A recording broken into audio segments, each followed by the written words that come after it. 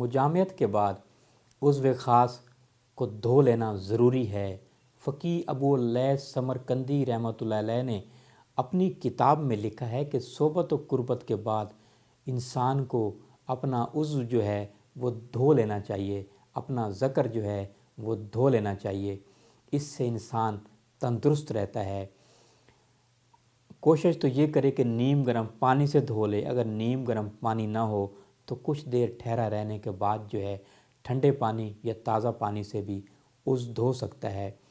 اور حضرت علی مولا فرماتے ہیں کہ ایسا نہ کرنے سے انسان کسی لا علاج مرض میں مبتلا ہو سکتا ہے۔ کوئی سا منی کا قطرہ اندر رہ کر متعفن ہو کر انسان میں بہت ساری بیماریاں پھیل سکتی ہیں۔